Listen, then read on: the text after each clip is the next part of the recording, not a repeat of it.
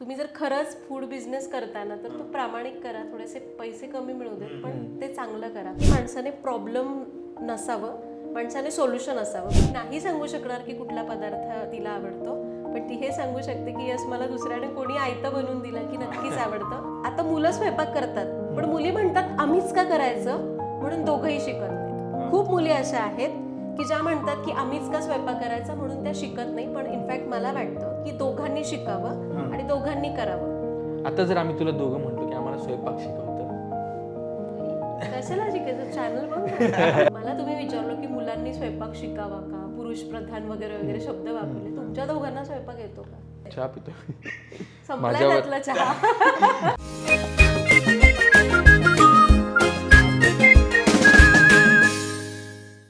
आज आम्ही आलो सरिताज किचन मध्ये आणि मस्त आम्हाला काहीतरी आज खायला मिळणार आहे. पॉडकास्ट करूयात आपण, पण आधी पेट पूजा करून घेऊया. काय ताई? काही मी पेटपूजा वगैरे करणार नाही. स्वयंपाक म्हणजे तुम्हाला असं असं चुटकीचं काम वाटतं का रे? फोन केला की लगेच तुम्हाला असं मस्त स्वयंपाक करून द्यायचा? काही नाही, चहा प्यायचं आणि निघायचं. आपल्या भारतीय स्त्रीला, खरं तर मी स्त्रीलाच म्हणेल अजूनही, कारण आपल्या भारतात अजूनही तितकं असं आपण विचार तितके बदललेले नाहीयेत की सगळं काम घरातलं पुरुष करतोय, असं अजून तरी नाही झालेलं, किंवा मिळून करतायत. 90% घरांमध्ये बाईलाच सगळं करायला लागतं. त्यामुळे भारतीय स्त्री म्हणतीये, भारतीय स्त्रीला कोणीही घरी आलं आणि असे उपाशी पोटी गेलं तर आवडणार नाही. त्यामुळं आज तुम्ही काही ना काहीतरी खाऊन जाणार आहात, पण पुढच्या वेळी छान मस्त फोन करा 2 दिवस आधी, मस्त प्लॅन करू काहीतरी. काय आवडतं ते सुद्धा खायला मिळेल, दिवाळीचा फराळ सुद्धा मिळेल. येस, पुढच्या दिवाळीपर्यंत नाही, आम्ही लगेच येणार आता लगेच. तू चहा बनवायला कधी शिकलीस? पहिला चहा कधी बनवला होता?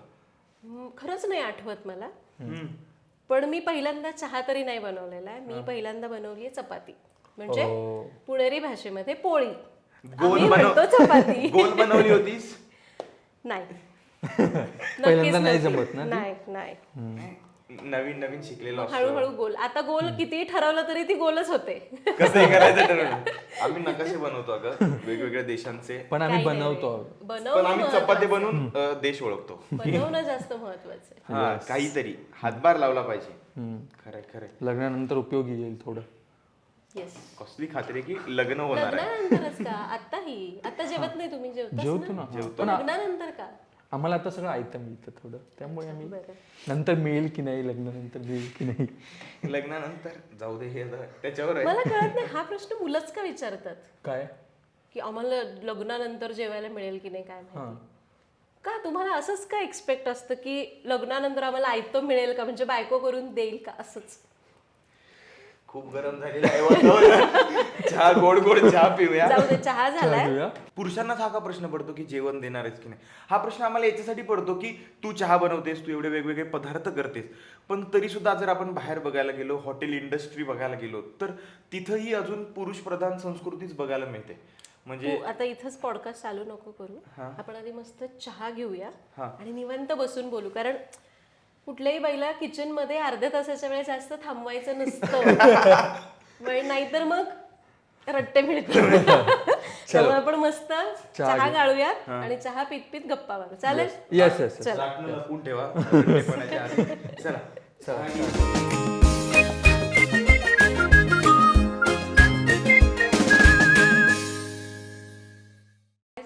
ए छान झालाय. घपरे. अगं खरं छान झालाय चहा. तर छान झालाय आणि असं मस्त आपण गडबडीत बनवलं पण छान झालाय चहा. गडबडीतल्या गोष्टी छान होतात. हे खूप खरं आहे, बरोबर. मी तेच मगाचा प्रश्न जो तिथे आपला अनुत्तरित राहिला, पुन्हा त्याच प्रश्नाकडे येणार आहे मी की आपण स्त्रियांपेक्षा हॉटेल इंडस्ट्रीमध्ये पॅट्रियार्की सिस्टीम जास्त बघायला मिळते मला. म्हणजे किती मोठं हॉटेल घे, त्या हॉटेलचा शेफ हा एक पुरुष असतो. आणि आपण असं म्हणतो की लहानपणापासून मुलींना स्वयंपाक शिकवला जातो, त्या आईच्या बाजूला बसून सतत काही ना काहीतरी शिकत असतात किंवा बघत असतात, किमान बघत तरी असतात, काही ना काहीतरी शिकत असतात. तरी पण मग हे असं कसं चित्र आहे? हे बघ, देवांमध्ये स्त्रीला आपण म्हणतो की सगळ्यात जास्त मान आहे. असं म्हणलं जातं की स्त्री काही पण करू शकते. सगळं फक्त बोललं जातं, पण खरंच प्रॅक्टिकली किती जण आहेत जे खरंच घरच्या स्त्रीला अगदी मनापासून सपोर्ट करतात? आता बघ, एखाद्या पुरुषाला जर काहीतरी एक यशाचा टप्पा गाठायचा आहे तर बायको म्हणते की मी खंबीरपणे उभी आहे तुझ्या पाठीमागं. आणि असं म्हणलं जातं की प्रत्येक पुरुषाच्या मागे एक स्त्री उभी असते. पण असं आपण कधी म्हणणार की एका यशस्वी स्त्रीच्या मागे नेहमी पुरुष उभा असतो? हे किती ऐकायला पण आपल्याला थोडंसं सवयीचं नाहीये. मला वाटतं आता हळूहळू ते रुजायला लागलंय कुठेतरी, आणि थोड्या दिवसांनी हे नक्कीच चित्र बघायला मिळेल आपल्याला. कारण आतापर्यंत आपल्यावर हेच संस्कार होत आलेले आहेत. आणि मला वाटते की पूर्वीचा काळ वेगळा होता. त्या काळी महिलांसाठी बाहेर पडताना बऱ्याच काही लिमिटेशन्स होते, रेस्ट्रिक्शन्स होत्या, आणि त्यांना स्वतःलाही बऱ्याच अडचणी होत्या जर एखाद्या घराच्या बाहेर पडून काही करायचं असेल तर. कारण तितक्या फॅसिलिटीज महिलांसाठी अवेलेबल नव्हत्या. आणि याच्यासाठी हे कुठंतरी खरंच आहे की त्यामुळं एक म्युच्युअल अंडरस्टँडिंग ने एक डिसिजन घेतला गेला असावा. म्हणजे मी तितकं ठामपणे नाही सांगू शकत, पण घेतला गेला असावा की घरामधली संपूर्ण जबाबदारी ही स्त्रीने पेलावी आणि बाहेरची पूर्ण जबाबदारी ही पुरुषाने पेलावी, म्हणजे ते सगळ्यांसाठी अनुरूप होईल. आणि पण आता काळ बदलतोय, त्यामुळं आता स्त्रिया घराच्या बाहेर पडू लागलेल्या आहेत. त्यामुळं आणि प्रत्येक स्त्रीला बाहेर पडल्यानंतर आता सगळ्या सुखसोयी मिळतात, सगळ्या फॅसिलिटीज उपलब्ध झालेल्या आहेत. ज्या काही चॅलेंजेस एका स्त्रीला बाहेर पडल्यावर फेस करावे लागतात त्याच्यावर सोल्युशन निघाले. त्यामुळं आता स्त्री घराच्या बाहेर पडतीये. पण जे स्त्रीला सपोर्ट करण्याची मेंटॅलिटी जी आहे ना, ती कुठेतरी अजून मला वाटते की आपल्यामध्ये आलेली नाहीये. येस, खूप आहेत अशा महिला की ज्यांना खूप छान सपोर्ट मिळतोय आणि त्याच्या जोरावर त्या पोचलेल्या आहेत. आत्ता तू म्हणालास की घरामध्ये प्रत्येक घरामध्ये स्वयंपाक करताना स्त्रीच आपण बघतो, पण बाहेर रेस्टॉरंट्समध्ये आपण गेलं तर शेफ हा पुरुष असतो किंवा तो रेस्टॉरंट चालवणारा पुरुष असतो. पण याचं एक ज्वलंत उदाहरण आहे की स्त्री सुद्धा हे करू शकते. आपल्या जयंती काठाळेताई, त्यांचं मला खूप, मी त्यांना एक आदर्श मानते. कारण हे करणं खरंच सोपं नाहीये आत्ता सध्या जी सिच्युएशन आहे त्यामध्ये. आणि ते फक्त केलेलंच नाही तर त्यांनी वेगवेगळ्या देशांमध्ये पोहोचवलं. याचं एक ज्वलंत उदाहरण आहे.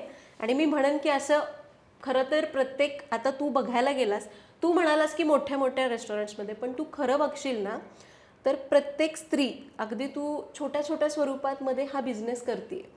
मला आठवते कालच मी एका NGOला व्हिजिट केली जो महिलांसाठी काम करतो, त्यांना वेगवेगळ्या गोष्टींमध्ये ट्रेनिंग देतो. तर तिथं मी अशा खूप स्त्रिया बघितल्या.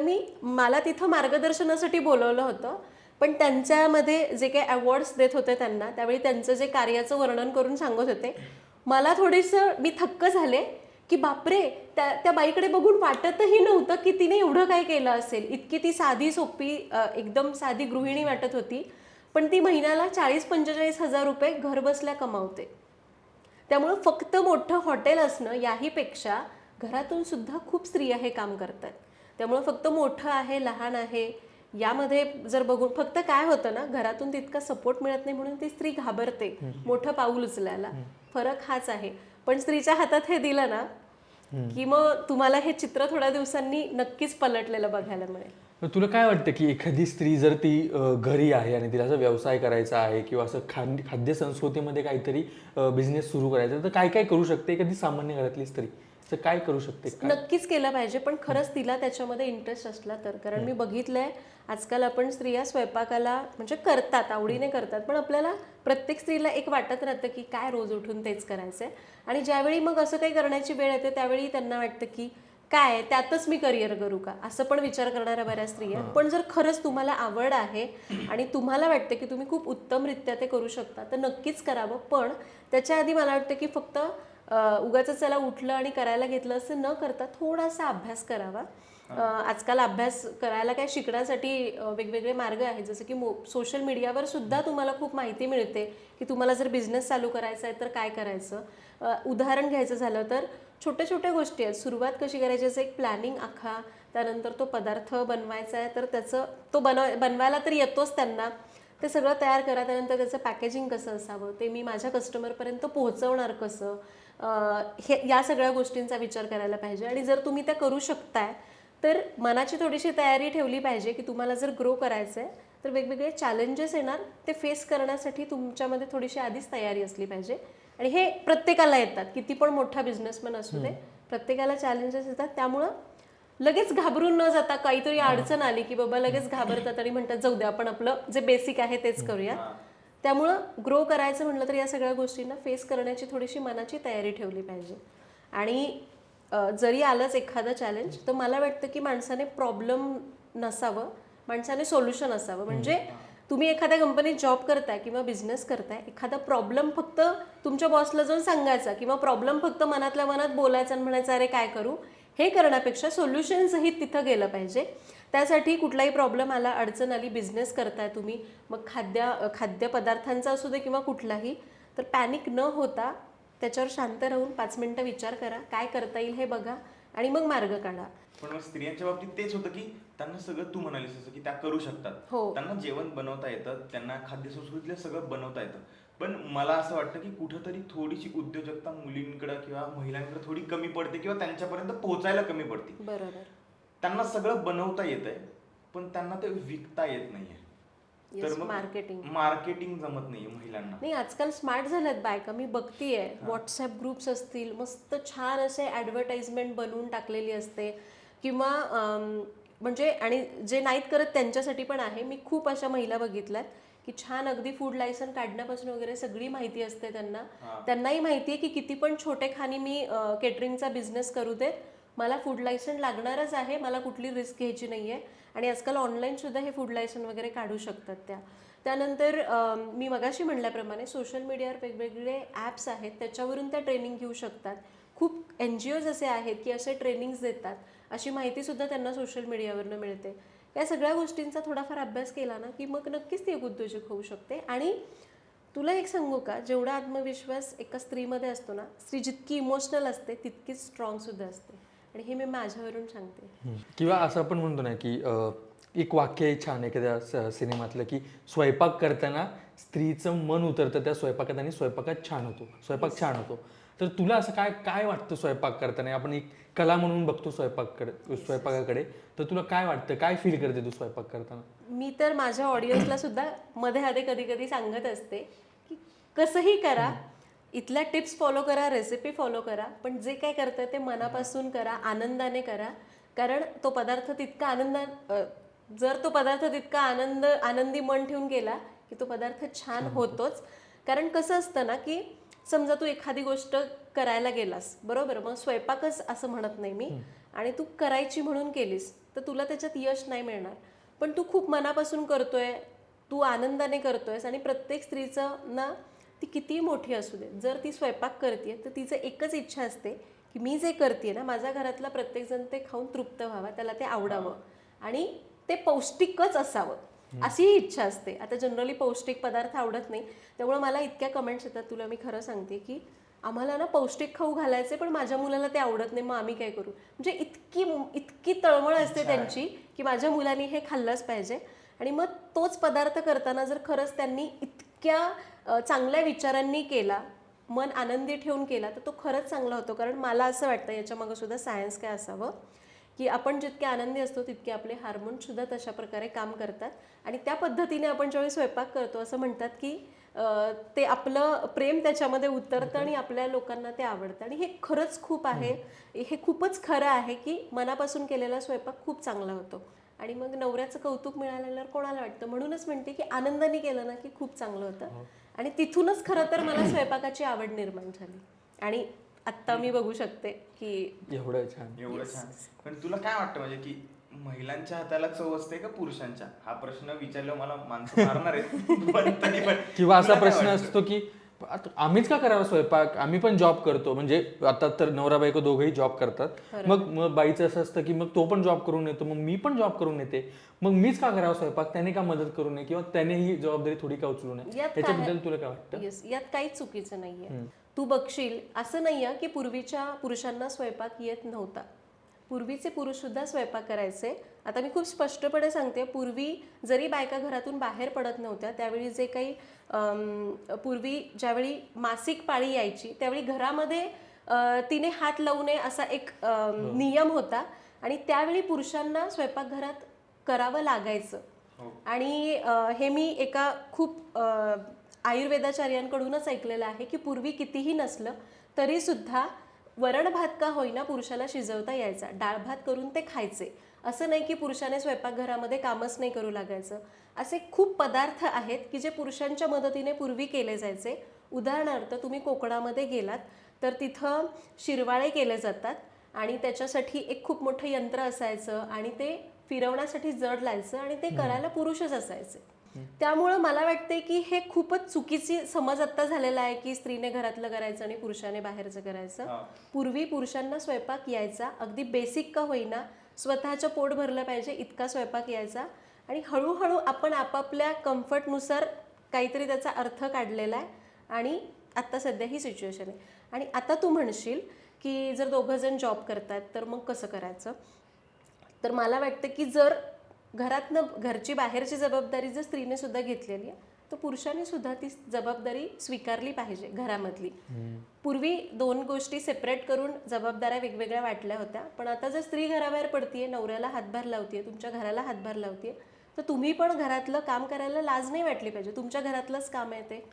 आणि आपल्या बायकोला मदत केली तर काही बिघडणार नाही, उलट तुमचं सगळं छान सुरळीतच होणार आहे. जर कधी बायको आजारी पडली, गावाला गेली, तर तुम्ही पण उपाशी राहणार नाही, बरोबर आहे, तर तुमचा पण फायदा आहे. पण आता तू म्हणशील की स्त्रियांनी स्वयंपाक केला पाहिजे का, पुरुषांनी नको का, पण आता उलटं झालंय खरं तर. मी हे आधी सुद्धा म्हटलं होतं की खरं तर स्वयंपाक हा दोघांना आला पाहिजे. आपण वेगळ्या संस्कारात वाढलेलो आहे की जिथं आपण फक्त आईलाच स्वयंपाक करताना बघितलंय, त्यामुळे आपल्या डोक्यावर तेच रुजलेलं आहे, डोक्यामध्ये मनामध्ये, की स्वयंपाक करणं ही फक्त आईची जबाबदारी आहे, बहिणीची जबाबदारी आहे, वहिनीची जबाबदारी आहे, भावाची, वडिलांची, अशी कोणाचीच नाही, बरोबर. त्यामुळे आपल्याला कुठंतरी ते अजून पटत नाही. पण मला वाटतं आपणच ह्याला सुरुवात केली पाहिजे. आणि मला वाटते आमची पिढी किंवा तुमची पण पिढी आहे की ज्यांना हेच बघत आलोय आपण, त्यामुळे मला वाटतं ही सुरुवात आपण केली पाहिजे. आणि पण झालंय उलट की आता मुलं स्वयंपाक करतात, पण मुली म्हणतात आम्हीच का करायचं, म्हणून दोघंही शिकत नाहीत. मी म्हणत नाही की यात मुली चुकतच नाहीत आणि मुलीलाच जबाबदारी. खूप मुली अशा आहेत की ज्या म्हणतात की आम्हीच का स्वयंपाक करायचा, म्हणून त्या शिकत नाही. पण इनफॅक्ट मला वाटतं की दोघांनी शिकावं आणि दोघांनी करावं. कारण कितीही झालं तरी शेवटी आपल्यालाच राहायचंय, कोणी तुमच्यासोबत नसलं तर पोट आपल्यालाच भरायचंय. त्यामुळं निदान स्वतःचं पोट भरता येईल इतका बेसिक स्वयंपाक तरी प्रत्येकीला आलाच पाहिजे, प्रत्येकाला आलाच पाहिजे. किंवा आता एक ओरड झाली की मी घरी ना मेड ठेवणार आहे, मेड ठेवणं ही फॅशन झाली. तर त्याच्याबद्दल काय वाटतं तुला? किंवा हे सोड की आता असं आपण म्हणजे सगळीकडेच ऐकतो की सरिता पद्मन 1 CR वर्षभराला कमवतात, तर तू मेड ठेवतेस का? येस, आहे माझ्याकडे मेड. याचं कारण वेगळं आहे, मी सांगते. म्हणजे मेड ठेवायची नाही ठेवायची हे खरं तर सिच्युएशनवर आहे. ज्यावेळी मी जॉब करत नव्हते, मी उत्कर्ष डिफेन्समध्ये असल्यामुळं मी पण त्याच्यासोबत राहायचो, आम्ही दोघं तिकडे राहायचो. मला जॉब करायला स्कोप नव्हता. त्यावेळी मला खूप असं वाटायचं की अरे यार मी पैसे कमवत नाही. पण मग मला वाटायचं की ठीक आहे बाबा, मी जरी काही करत नाही ना तरी पण माझं वाचन जास्त होतं. त्यावेळी मला एका पुस्तकातूनच हे समजलं की पूर्वी एका म्युच्युअल अंडरस्टँडिंगनी दोघांची कामं सेपरेट वाटली गेली होती. मग मला कुठेतरी वाटायला लागली की अरे घरातलं काम पण खरंच तितकंच महत्वाचं आहे. बरेच जण असं म्हणतात की मी भांडी घासू का, मग मी मेड लावणार. असं नाही, जर तुम्हाला जमतंय ना तर करायला काय हरकत आहे. पण ठीक आहे बाबा, तुम्ही जॉब करता आणि तुम्हाला सगळं येऊन ते करणं अवघड वाटतं तर तुम्ही डेफिनेटली मेड लावू शकता. किंवा तुम्हाला काही फिजिकल चॅलेंजेस आहेत, काही हेल्थ इश्यूज आहेत आणि मग तुम्ही नाही करू शकत तर डेफिनेटली तुम्ही मेड लावू शकता. पण फॅशन म्हणून किंवा शेजारच्यानी मेड लावली म्हणून मी लावणं थोडंसं चुकीचं आहे. आणि शेवटी तुम्हाला किती काम करायची सवय आहे यावर पण आहे. मला वाटतं की जर तुम्ही 4 पैसे कमवू शकत नाही, तुमच्यावर काही म्हणजे तुम्हाला तो स्कोप नाहीये, तर मला वाटते घरामध्ये सुद्धा तुम्ही छान टापटीप ठेवून तुमचं घर सांभाळून सुद्धा हे करू शकता. आणि मला हा आत्मविश्वास आहे, कारण ज्यावेळी माझं जॉब सोडून मी तिकडे गेले होते त्यावेळी मला खूप गिल्ट यायचं की मी काहीच करत नाही आणि मग मी कमवतच नाही. कारण खरंच हे आहे की ज्यावेळी आपल्याला कमवायची सवय लागते आणि ज्यावेळी तुम्ही दुसऱ्यावर डिपेंडेंट होता त्यावेळी खूप खूप गिल्ट असतो तो. आणि हा एक्सपिरियन्स मी घेतलाय. त्यावेळी माझ्याच नवऱ्याने मला समजावून सांगितलं की जरी मी बाहेर पडलो तरी घरामध्ये हे सगळं व्यवस्थित होतंय ना, हे तुझ्यामुळं होतंय. कारण ज्यावेळी तू नव्हतीस ना त्यावेळी माझी लाईफ खूप वेगळी होती आणि आता खूप वेगळी आहे. आणि त्यामुळं मग मला एक आत्मविश्वास आला की जरी मी कमवू नाही शकले तरी मी वाचवू शकते. आणि तेव्हा माझ्याकडे मेड नव्हती, आता माझ्याकडे मेड आहे. कारण मी थोडासा वेळ पण मिळत नाही मला ह्या सगळ्या गोष्टींमधून. असं वाटतं की चला थोडंसं मुलांसोबत वेळ घालवावा. आणि म्हणून मग मी माझ्या घरच्या कामांना मेड ठेवलेली आहे की जेणेकरून मी मुलांसोबत थोडा टाइम स्पेंड करू शकते. आणि अजून एक खूप खूप महत्त्वाची गोष्ट जी प्रत्येक स्त्रीला वाटते आणि म्हणूनच प्रत्येक स्त्रीला वाटतं की आपल्या नवऱ्याने पण जेवण बनवावं. स्वतःच्या हातचं खाऊन खाऊन खाऊन आपल्याला कंटाळा आलेला असतो. त्यामुळं ज्यावेळी मी संध्याकाळी घरी जाते, माझी मेड असते, मला खूप बरं वाटतं, माझं पोट भरतं. इवन माझ्या सासूबाई पण कधी येतात त्यावेळी त्यांना मी आवर्जून सांगते की आज भाजी तुम्ही करा, कारण मला मी बनवलेलं खाऊन कंटाळा आलेला आहे. आणि हे एक कारण आहे माझं मेड असण्याचं. बाकी असं मग तुला आवडतं का तुझ्या मेडचं जेवण किंवा तुझा पण डॉमिनन्स असतो तिकडे? माझी मेड ज्यावेळी आली होती आणि तिला कळलं की माझं असं असं चॅनल आहे, आणि खरं तर तिला आधीच माहिती होतं पण तिने मला पटकन ओळखलं नाही आणि म्हणे की अरे मग तुम्हाला भीती वाटते आता. मी म्हणलं असं काही नाहीये, तू काही बनवलं तरी मला आवडणार आहे. की तुम्ही तिच्या बाजूला उभे असता व्यवस्थित टाक. नाही नाही नाही, मी इथं असते तेव्हा ती स्वयंपाक करत असते तिकडे. आणि ती खूप आता फ्रेंडली झाली आहे. उलट ती म्हणते की मी तुमच्या रेसिपीज बघून करते. म्हणलं नको करू, तू तुझा कंटाळा मला खाऊन. येस. नाही हे होतं आणि खरंच हे कारण आहे. ज्यावेळी मी स्वतःच करायचे त्यावेळी मग मला तितकं असं छान असं तृप्त नाही वाटायचं. पण जेव्हा कुठल्याही गृहिणीला तू विचारलंस, मी तर आता कॅमेऱ्यात पण विचारते, प्रत्येकीचं हेच असणार आहे की तुम्हाला काय आवडतं. ती नाही सांगू शकणार की कुठला पदार्थ तिला आवडतो, पण ती हे सांगू शकते की यस मला दुसऱ्याने कोणी आयतं बनवून दिलं की नक्कीच आवडतं.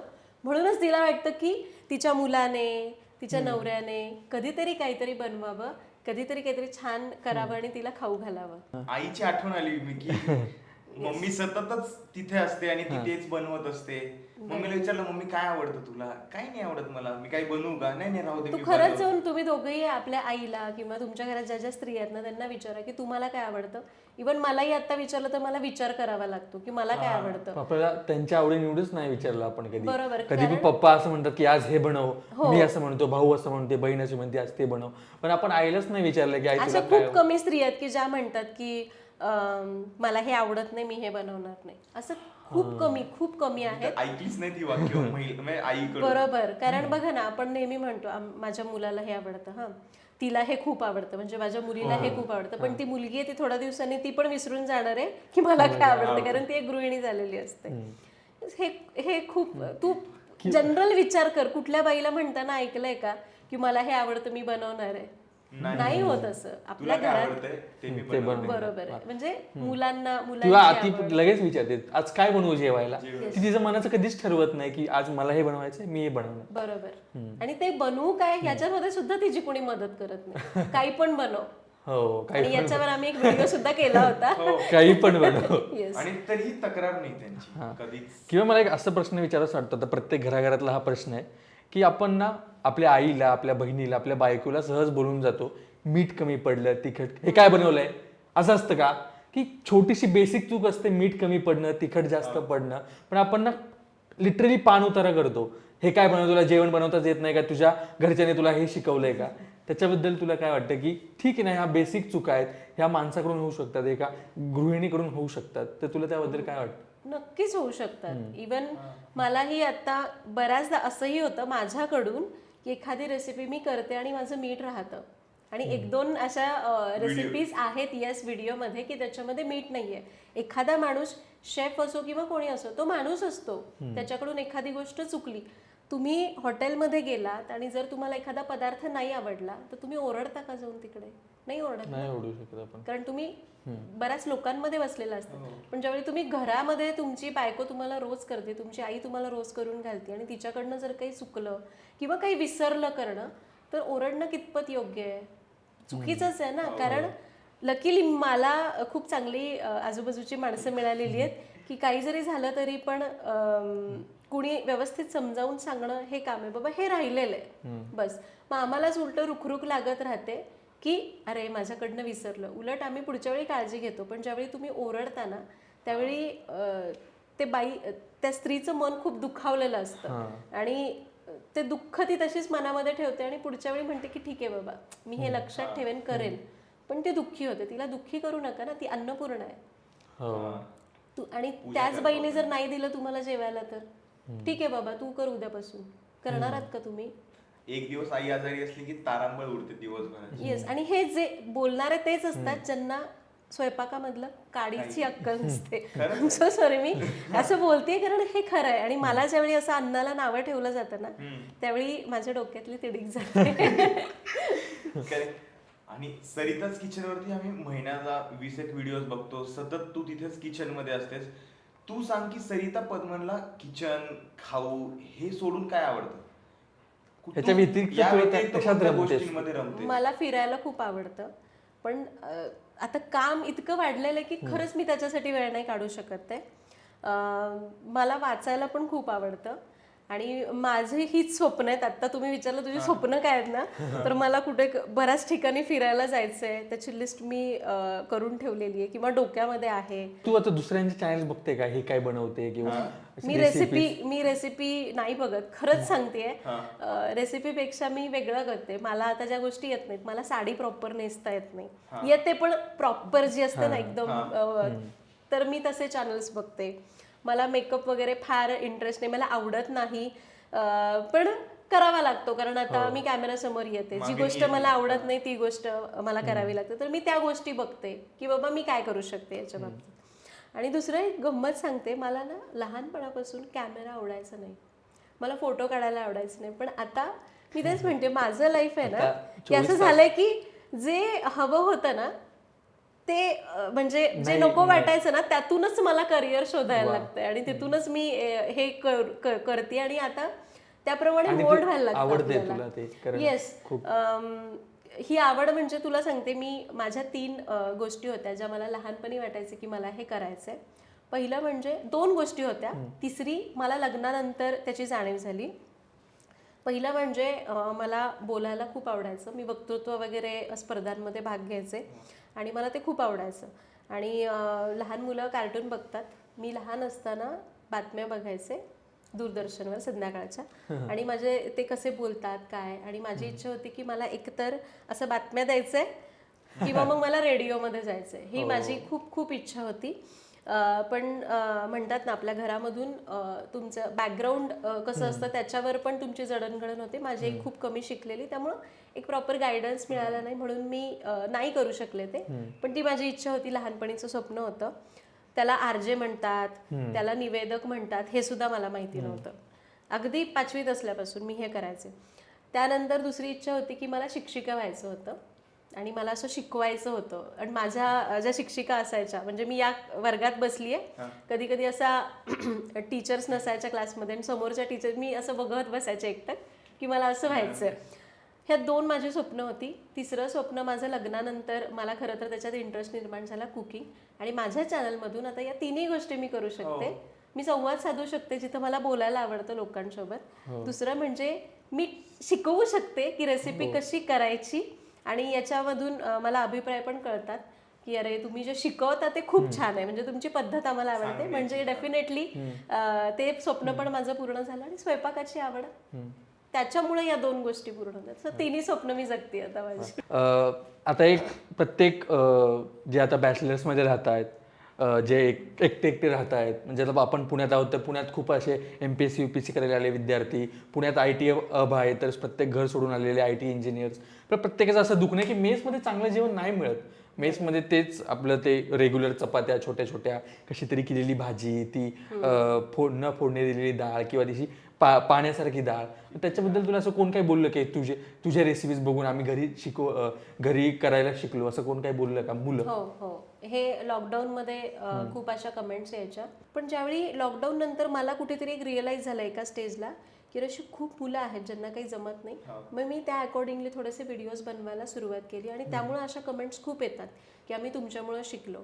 आणि मेसबद्दल सांगाल ना तर खरं सांगते की अन्न हे पूर्ण ब्रह्म म्हणतात ना, खरंच ते आहे. पण एखाद्या गोष्टीचं तुम्ही व्यवसायात रूपांतर करू शकता. त्याचं म्हणजे आता तुम्ही एक छोटेखानी तुम्ही जर मेस चालू केली आहे तर त्याची क्वालिटी चांगली ठेवतो, पण ज्यावेळी ते कमर्शियल स्वरूप येतं ना त्याला, त्याची क्वालिटी पूर्ण निघून जाते. पण मला वाटते की ॲटलिस्ट फूडच्या बाबतीत तुम्ही जे अन्न बनवणार आहेत ना त्यांना आपण अन्नपूर्णा म्हणतो, बरोबर? मग पुरुष असो स्त्री असो, फक्त देवीचं स्वरूप दिलेलं आहे कारण पूर्वापार ते चालत आलंय म्हणून. त्यामुळं तुम्ही एखाद्याला अन्न देताय ना तर ते क्वालिटीचं द्या ना. तुम्ही पैसे घेताय तेव्हा तरी द्या. ही खूप ठिकाणच्या व्यथा आहेत.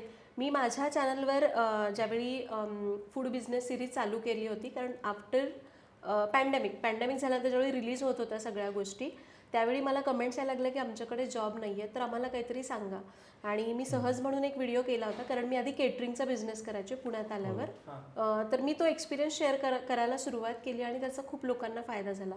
त्यातही मी हेच सांगितलं आहे की तुम्ही अन्न देता लोकांना, तुम्ही तिथून सुरुवात केली आहे, तिथून तुमची स्वकमाई चालू झाली आहे. त्यामुळं किती जरी मोठ्या स्वरूपात तुमचा बिझनेस केला तरी ती क्वालिटी कुठेच जाऊन देऊ नका. कारण क्वालिटी मेंटेन ठेवली तरच तुमचा बिझनेस ग्रो होणार आहे. आणि जरी झालाच बाबा ग्रो आणि तुम्ही चला म्हटले की कसंही करू, त्याला खाली यायला वेळ नाही लागणार. त्यामुळं द्यायचं तर क्वालिटी द्या, ॲटलिस्ट अन्नाच्या बाबतीत.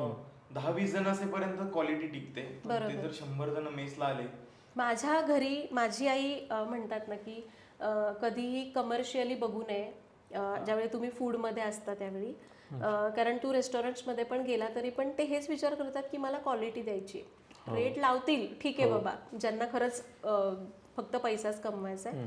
पण माझी आई जर म्हणशील ना, आम्ही लिटरली रोज 40 डबे सकाळी आणि 40 डबे संध्याकाळी द्यायचो आणि काम करायला मी नाहीच करायचो. पण माझ्या आईचं हेच होतं की जे आपण घरी खातोय तेच आपण मेसवाल्यांना द्यायचं. सरिताज किचन हे एकमेव यूट्यूब चॅनलची मी क्रिएटर अशी आहे की ज्यांनी स्वतःचं प्रोडक्ट लॉन्च केलं आणि सुरुवातीपासून शेवटपर्यंत सगळं सरिताज किचन बघतंय. अदरवाईज असे क्रिएटर्स ज्यावेळी एखादा बिझनेस करतो त्यामागे एखादी एजन्सी असते आणि क्रिएटरचा फक्त चेहरा असतो. पण सरिताज किचन हे एकमेव चॅनल असं आहे की ज्यामध्ये आम्ही सगळं करतोय, कारण हे फूड प्रोडक्ट आहे. माझा हेतू हा होता की क्वालिटी द्यायची, मला थर्ड पार्टी इन्व्हॉल्व करायची नव्हती, कारण ती क्वालिटी कुठेतरी कॉम्प्रोमाइज करावी लागते. आणि म्हणून माझा नवरा यामध्ये या सगळ्या गोष्टी बघतो. क्वालिटी मी पर्सनली चेक करते आणि माझ्या नवऱ्याचा इथं खूप सपोर्ट होतो. जनरली आपण असं करतो की आपला नवरा काहीतरी करतोय तर चला बाबा त्याला, मी मगाशी म्हटल्याप्रमाणे मी काहीही करायला तयार आहे. तसंच माझ्या नवऱ्याचा इतका सपोर्ट आहे की मी बिनधास्त करू शकते, म्हणजे असं कुठं भीती राहत नाही. आणि आम्ही ठरवलंय काही नाही ना झालं तरी पण जे व्हायला आपण थोडंसं तयार असलं पाहिजे. जरी पुढे जाऊन काही लॉस झाला किंवा काय असेल, बिझनेस बंद झाला तरी आम्ही ते येस म्हणजे येस. आणि यामध्ये आपला नवरा सोबत असेल तर मग अजून आपल्याला हुरूप येतो. बरोबर. तू आता तुझा चॅनल अख्खा महाराष्ट्र बघताना आपल्या महाराष्ट्राची खाद्य संस्कृती इतकी विविध आहे किंवा इतकी छान आहे, तर तुला असं काही कमेंट्स येतात का की हा आमच्याकडे असं नसतं, तुम्ही असं बनवता, किंवा कोकणात असं असतं, मराठवाड्यात असं असतं, पश्चिम महाराष्ट्रात हे मसाले वापरतात, त्याच्याबद्दल तुला काय वाटतं? आणि एकूणच आपल्या महाराष्ट्राच्या खाद्य संस्कृतीबद्दल काय वाटतं तुला? खरं तर महाराष्ट्राची काय पूर्ण भारताची खाद्य संस्कृती खूप विस्तृत आहे. म्हणजे मी तर तेच म्हणते, आता मी म्हणलं की आपण आपल्या परंपरा विसरत चाललोय. म्हणजे आपण बाकीच्या गोष्टींमध्ये मॉडर्न झालोय, पण आपलं जे अन्न आहे, आहार आहे, हे खूप विचारपूर्वक बनवले. आपण म्हणतो की पूर्वीच्या लोकांना एवढी टेक्नॉलॉजी माहिती नव्हती, पण मला कळत नाही जे अन्नपदार्थ आपण आपले आहेत ना त्या रिजन वाईज, जसं की तू मराठवाड्यात गेलास किंवा तू पश्चिम महाराष्ट्रात गेला, सोलापूर भागामध्ये वगैरे, तर तिथे झणझणीत खाल्लं जातं. कारण असं म्हणतात की आपण त्या बाजूला उष्णता किंवा तिथलं हवामान खूप उष्ण आहे, त्यामुळे तिथं जे पण तिखट खाल्ल्याने शरीरामधली उष्णता बाहेर पडते, म्हणून त्याप्रमाणे तिथली खाद्य संस्कृती तयार झाली आहे. तुम्ही जर कोकणात जाल तर तिथे खूप कमी तिखट खाल्लं जातं, पण नारळाचे पदार्थ जास्त खाल्ले जातात. कारण तिथं प्रकृती त्याप्रमाणे ते पदार्थ पिकवते. असं म्हणतात की जे पिकतं तेच खावं, आपल्या आजूबाजूला जे पिकतं तेच खाल्लं पाहिजे. आणि म्हणून मला वाटते की आपण आपले पूर्वीचे पदार्थ खरं तर आवर्जून खावेत. आता जर तुम्ही एखाद्या भागात आहात आणि तुम्ही जर म्हटले की नाही मी आता आपण भारतीय पदार्थ सोडून आता वेस्टर्न पदार्थ जास्त आपल्याला आवडतात. आणि आपण आता बर्गरमध्ये कच्च्या भाज्या का वापरलेल्या असतात? कारण त्यामध्ये आपण मैद्याचा वापर करतो. त्या मैद्यामध्ये जरा सुद्धा फायबर नसतं आणि ते पचवण्यासाठी कच्च्या भाज्या त्याच्यासोबत वापरल्या जातात. कारण ते डायजेस्ट व्हायला अवघड असतं आणि फायबर डायजेशनसाठी मदत करतं. म्हणून तिकडची संस्कृती तशी आहे. आणि तिकडे अन्न म्हणतात ना की अन्न जास्त पिकत नाही म्हणून ते फ्रोझन वगैरे बऱ्याच गोष्टी खातात किंवा अवेलेबिलिटीवर पण असतं. आपल्या इकडे भरभरून भाज्या आहेत, खा ना, पण आपल्याला ते नकोय, आपल्याला वेगळ्याच आपल्याला गोष्टींचं बर्गरच खायचा आहे, येस. पिझ्झाच खायचा आहे. त्यामुळे मला वाटतं की प्रत्येक भागातली खाद्य संस्कृती ही त्या त्या प्रकृतीनुसार बनवलेली आणि ती करावी माणसाने, आवर्जून त्याचं पालन केलं पाहिजे. तुला तोच प्रश्न होता की आता तू जसं कॉमेंट सेक्शन वाचतेस का तुझा, की असं करा तसं करा, तुला काय सांगतात म्हणजे लोक, आमच्याकडे असं नाही केलं जात, आमच्याकडे तसं केलं जातं? माझा महिन्यातला जो कॉन्टेंट आहे त्याचा 70% कॉन्टेंट हा कॉमेंट्स मधूनच ठरवलेला असतो. अच्छा, लोक सांगतात तुला हे बनव. येस, माझ्याकडे अजून सुद्धा खूप मोठी लिस्ट आहे आणि आता एखाद्या पदार्थाचं नाव पण कदाचित मला माहिती नसतं, पण त्याची मला रिक्वेस्ट येते. परवाच मला एक पदार्थ समजला, करदंट बर्फी. करदंड बर्फी, आणि मला माहिती नव्हतं की आता हा पदार्थ नक्की आहे काय. पण आता आम्ही दिवाळीच्या सुट्टीसाठी 8 दिवस आम्ही गोव्याला निघालो होतो आणि मी तिथं निपाणीला एका चौकामध्ये थांबले होते आणि तेव्हा मला तिथं एक बॉक्स दिसला, त्याच्यावर लिहिलं होतं करदंड बर्फी. मी ती घेऊन आले, बघितलं काय, तिथं जरा चौकशी केली आजूबाजूला. अशा पद्धतीने मग एखादा पदार्थ माहितीच नसेल तर मग कुठून तरी मग असं मग आठवतं, अरे हे नाव होतं, मला हे कळलं होतं. आणि मग थोडंफार त्याच्याबद्दल चौकशी केली.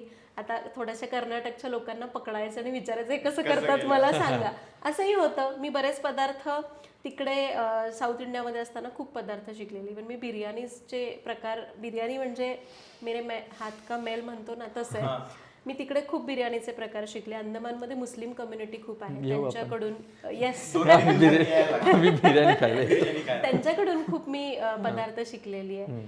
हे जे इथं पदार्थ दिसतात ना, ही सगळी त्यांचीच देण आहे आणि माझ्या आईची, आजीची. आता तू विविध भागातले सांगितलेस की असे असे पदार्थ, हवामानानुसार पण काही वेगवेगळे पदार्थ आहेत का?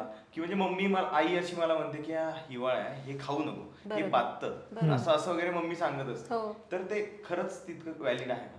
हो, व्हॅलिड आहे. खरं तर लहानपणी माझी आई म्हणायची सकाळी सकाळी काकडी खाऊ नको. आता ते नवीन फॅड निघालंय सकाळी सलाड खायचं, पण आई मला रागवायची सकाळी सकाळी काकडी खाऊ नको, गारठा होईल, पोटात दुखेल वगैरे वगैरे. त्यावेळी म्हणायची काय होतं त्याला, म्हणजे लहानपणी ठीक आहे, आई तितकी नाही रागवायची.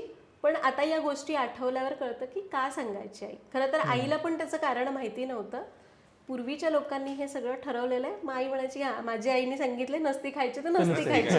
मी आईला विचारायचं का नाही खायचं, तर आई म्हणायची जाऊन आजीला विचार, ती सांगेल. आणि माझी आजी एकदम कडक होती त्या आम्ही जायचोच नाही तिच्याकडे विचारायला. आणि हे खूप खरं आहे की हवामानानुसार पदार्थांची रचना सुद्धा बदलली जाते. दिवाळीमध्येच का बरं तळणीचे पदार्थ केले जातात? हा कधी कधी पडतो प्रश्न की एवढा फराळ असं दिवाळीतच का? कारण थंडीमध्ये आपल्याला ऊर्जा खूप असते, म्हणजे आपल्याला असं वाटतं की खूप खावं, भूक कडकडून लागते. तू नेहमी बघशील की थंडीच्या दिवसामध्ये भूक कडकडून लागते. पूर्वीचे लोक म्हणायचे जर तुम्हाला तब्येत सुधारायची, पूर्वी बारीक होण्यावर भर नाही, तब्येत सुधारण्यावर भर दिला जायचा. म्हणायचे की तब्येत सुधारायची तर थंडीचा दिवस चांगला, कारण त्यामध्ये कडकडून भूक लागते, सगळ्या गोष्टी पचायला सोप्या असतात. आता जर आम्ही तुला दोघं म्हटलो की आम्हाला स्वयंपाक शिकव तर कशाला शिकायचं, चॅनल बघून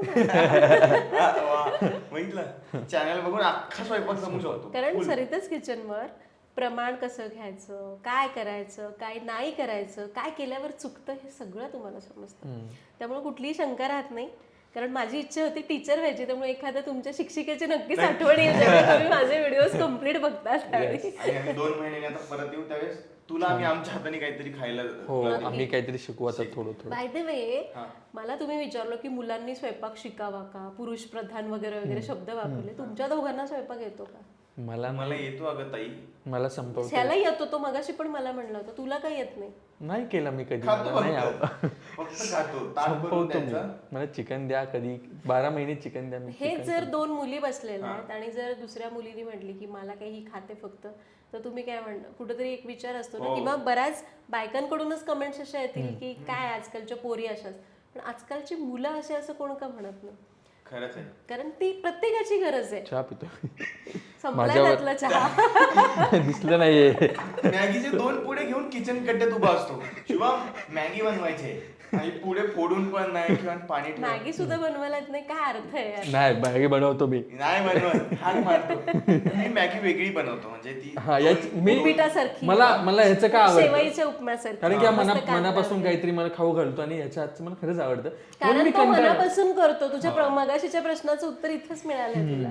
कारण की मग मी असं कंटाळा करतो की नाही माझ्या मी कशी बनवणार, पाणी टाकणार, मॅगी टाकणार, झाली उकळणार, पण हा भाज्या कापतो, टोमॅटो कापतो, हे कापतो, मग ते सगळं टाकून मग चांगलं खावा ना. अरे चांगलं मी तुम्ही म्हणता ना ती नूडल्स 2 मिनिटात तयार हो. होतात, मॅगी 2 मिनिटात, खरंच ती 2 मिनिटात होते नाही का? होत. मला प्रामाणिक नाही उत्तर होत. द्यायचं प्रत्येकाने.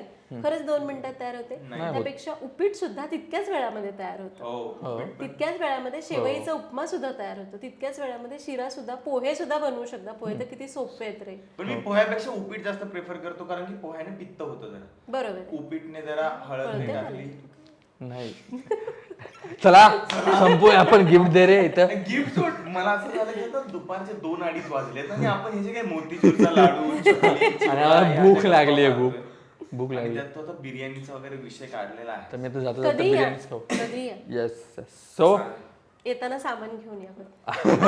सगळं घेऊन येतो. फक्त तू मला छान बनवून दे. महाराष्ट्र वेड आहे तुझ्या हातचं खायला. हा खरं तर की हे व्हिडिओ बनतंय आणि बनवून ताई स्वतःच खाते, आम्हाला कोण देणार आहे? नाही मी हॉटेल उघडणार आहे आता थोड्या दिवसात. तू म्हणला ना की महिला आता शेफ म्हणून Yes. जास्त नसतात. हा. आता ताई दाखवणार उघडतेच आता आपल्याला. मी, थांब जरा. येस किती बिझनेस चालेल ताई आता तुला तुमच्यासाठी उघडायला लागलो आता काय. हा अरे खरंच बॅचलर्स लोकांचे वांदे आहेत हे मी ठाम सांगतोय. हो. गेले 3-3.5 वर्ष कर्वेनगर मध्ये मी राहतोय आणि मी जाऊ दे आता तिथले मेसवाले विचारे मला चौकात पकडून मारतील. परत मंदी हे पण नाही मिळणार तुला.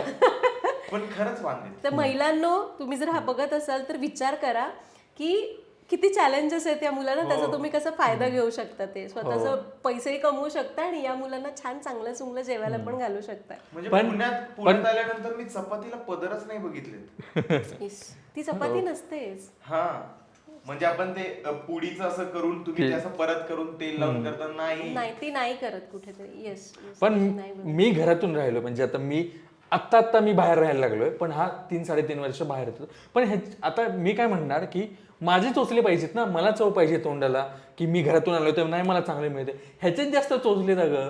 कारण त्याला बनवायला येतं, त्याला कळतं की कुठल्या पदार्थाला कशी चव असली पाहिजे, कशाला काही नसली पाहिजे. पण- मेसवाल्यांचं मी खरं सांगतो हे कट करून, मेसवाल्यांचं फक्त चटणी मसाला त्या ह्याच्यावरती जोर असतो फक्त की ती दिसायला छान दिसली पाहिजे, आत कशी चव आहे माहित नाही. आणि खरं सांगू कर्वेनगरची पोरं किंवा सदाशिव पेठेतली पोरं भूक लागली आहे म्हणून जे मिळतंय ते सरसकट खातात. मग त्याचा काठ किती कडक आहे, किती जाड आहे, मध्ये चपाती असते आणि काठाने ती फुगलेली असते, कोण लक्ष नाही देत. आणि याचं असं म्हणणं की मिळतंय तर खावं. मी म्हटलं की मिळतंय तर खावं, पण तरी पण की मग मला असं वाटतं आता मी याच्या- मगाशी म्हणल्याप्रमाणे अन्नाला नावं ठेवू नये, पण याचा अर्थ असा नाहीये ना की की काही काहीही बनवावं आणि तुम्ही पैसे घेऊन ते द्यावं. त्यामुळे मला खरंच वाटतं की तुम्ही जर खरंच फूड बिझनेस करताना तर तो प्रामाणिक करा. थोडेसे पैसे कमी मिळू देत पण ते चांगलं करा. ज्यावेळी मला खूप मनापासून आवडतं ना, मी तिथं जे कोणी काउंटरवर असेल त्यांना अजून पर्सनली सांगते की खूप छान आहे आणि प्लीज असंच मेंटेन ठेवा, आम्ही पुढच्या वेळी नक्की येऊ. कारण ते मेंटेन ठेवणं सुद्धा तितकंच महत्वाचं आहे. पण मी फक्त ॲज अ कस्टमर म्हणून फीडबॅक देऊन येते. मी सरिताच किचन म्हणून नाही, आणि जरी ओळखलं नाही ओळखलं तरी सुद्धा त्यामुळं मी देते फीडबॅक.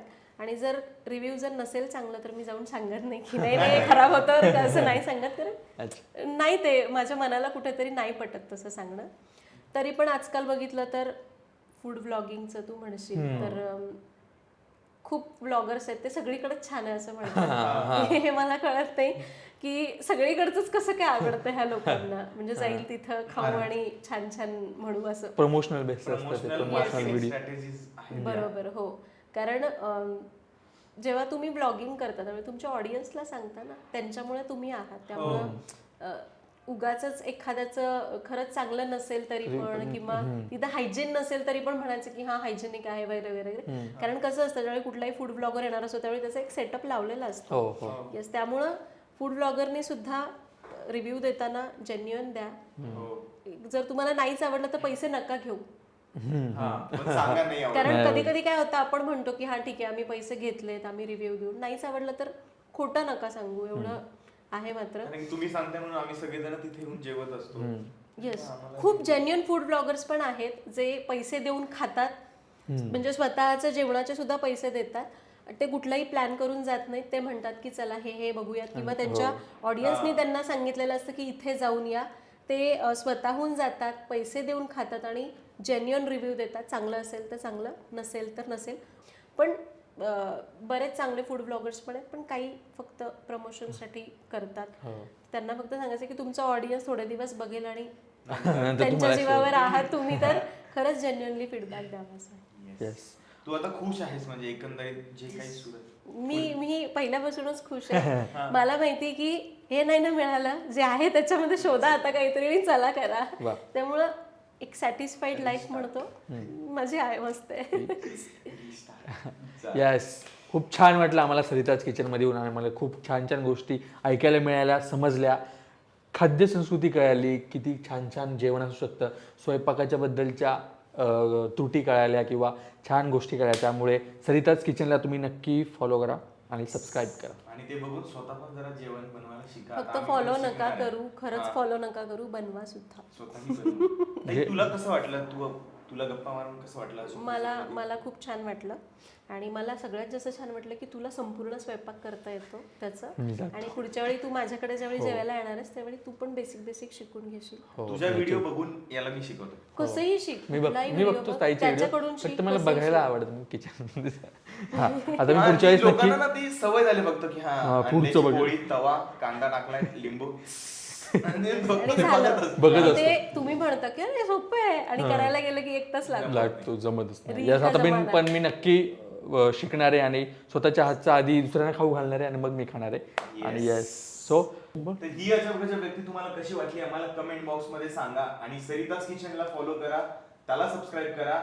आणि हो, तर असं होतं की अजब गजबला लोक सबस्क्राईबच करत नाही आता. म्हणजे येतात, छान छान व्हिडिओज बघतात, 100K होतात आणि सबस्क्राईबच करत नाही. अरे त्याच्यासाठी सांगायला लागतं, सबस्क्राईब करा, कुठलेही चार्जेस नाही आहेत, फ्री आहे. हो, सरिता ताईने सांगितलं म्हणून तरी सबस्क्राईब करा. आणि कसा वाटला एपिसोड आम्हाला कमेंट बॉक्स मध्ये सांगा. लाईक करा, शेअर करा, सबस्क्राईब करा आणि मजा काय खात राहा. TWJ आणि TWJ मीडियाकडून ही एक छोटीशी भेट वस्तू. Thank you so much. Yes, thank you very much. Yes, असेच नवीन नवीन पदार्थ बनवत राहता येईल आमच्यासाठी. असं भारी भारी जे तुला माहित नाही तेही आमच्यासाठी बनव. आम्ही मस्त. आणि परत आम्ही येणार आहे 2 महिन्यांनी. महिन्यानी कधी म्हणजे बिर्याणी. तर बिर्याणी तू उद्या शिकून येणार आहेस ना इथे हो, बनवायला? मी काहीतरी शिकून येईल सामान तुला. पण घेऊन येणार आहे. हो सगळं घेऊन येणार. सामान नको घेऊन येऊ, हा. तू शिकून हो, ये. शिकून येतो. Yes. आपण बनवू इथे काहीतरी हो, मस्त. मी नक्कीच प्रयत्न करेन. नीलाधरवर भरपूर टोमणे पडलेले आहेत. कमेंट मध्ये नीलाधरच्या नावाने चांगलं होणार आहे. चला बाय बाय बाय. बाय. अशा दिलखुलास गप्पांसाठी अजब गजबला सबस्क्राईब करा, लाईक, शेअर आणि कमेंट नक्की करा.